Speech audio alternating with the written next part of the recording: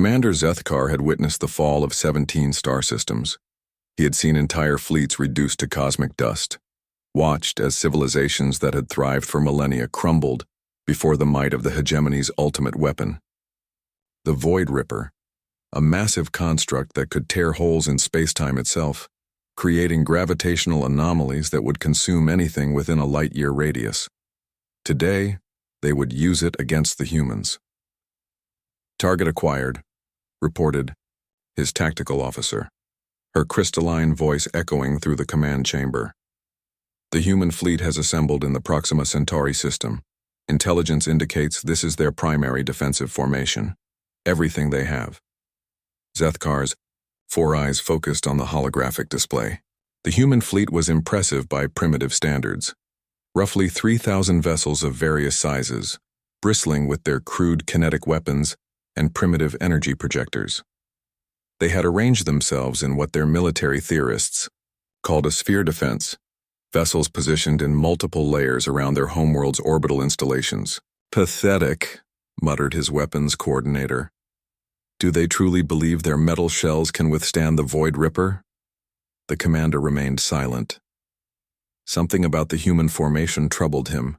In his experience, doomed species either fled in terror or charged in desperate fury when faced with the Void Ripper. The humans were doing neither. They simply waited. Sir, his communications officer interrupted, we're receiving a transmission from the human fleet. Put it through. The hologram flickered, revealing a middle-aged human female in a crisp military uniform. Her expression was calm, almost amused. I am Admiral Sarah Chen of the United Earth Defense Force, she said. We've been expecting you. Zethkar leaned forward in his command throne. Human, you face the Void Ripper, the weapon that has consumed star systems.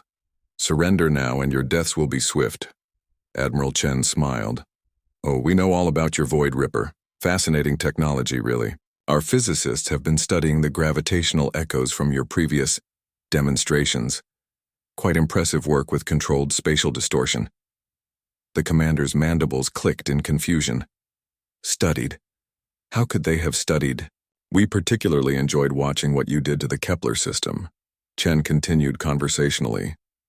The way you created that artificial black hole and then collapsed it into a white hole burst? Elegant, though we did notice some inefficiencies in your gravitational field containment. Zethkar's blood ran cold. The Kepler operation had been classified at the highest levels. How could the humans possibly? You see, Admiral Chen said, adjusting something off-screen. We've been dealing with artificial gravity wells for about, 3 centuries now. Started with simple fusion reactors, then moved on to controlled stellar collapse for energy generation. These days, we use miniaturized black holes for everything from waste disposal to faster-than-light communication. Impossible, Zethkar breathed. Oh, quite possible. In fact, when we detected your approach, our Science Council was absolutely delighted. They've been wanting to test our new defensive grid against a real gravitational weapon. So thank you for volunteering. The Admiral gestured, and the space around the human fleet began to shimmer. Thousands of previously invisible installations suddenly became visible, a vast network of platforms surrounding not just their homeworld, but the entire system. You see, Commander, Chen explained, what you call the Void Ripper, we call Tuesday morning target practice. Our children learn to manipulate space-time in primary school physics class. Every human colony has at least 12 gravitational manipulation stations for basic terraforming work.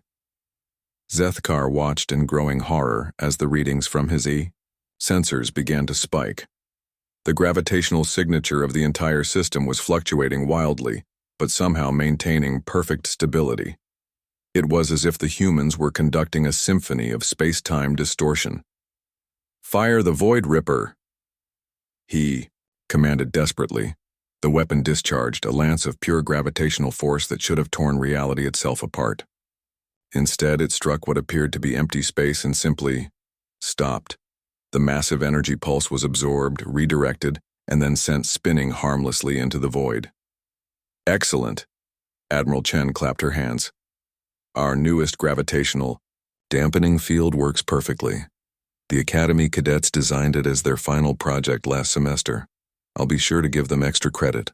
This is impossible, Sethkar whispered, watching his ultimate weapon's energy signature dissipate like morning mist. Commander, Chen's voice had grown serious. Let me explain something about humans. We're a species that learned to split atoms for fun, turned thermonuclear fusion into a backyard hobby, and figured out how to punch holes in reality just to see what was on the other side. What you consider ultimate weapons, we consider learning exercises. The space around the hegemony fleet began to warp, not violently but with the precise control of a surgeon's scalpel. Sethkar realized with dawning terror that his ships were being held in place by gravitational fields more sophisticated than anything his civilization had ever conceived. Now, Admiral Chen continued, we have some questions about your propulsion system. Our engineers are curious about your approach to faster-than-light travel. Would you be willing to share? It would make excellent material for our undergraduate xenotechnology courses. As Sethkar watched human vessels approach, each one bristling, with technology that casually manipulated the fundamental forces of the universe, he finally understood the reports from the few survivors of previous human encounters. Humanity didn't fight wars, they conducted experiments. And today, the hegemony had just volunteered to be the test subjects. Stand down all weapons, he ordered quietly. Open communication channels, full cooperation. His tactical officer stared at him in shock. Sir? Lieutenant, Sethkar said, watching as a human science vessel casually generated a stable wormhole just to retrieve a sample of his ship's hull.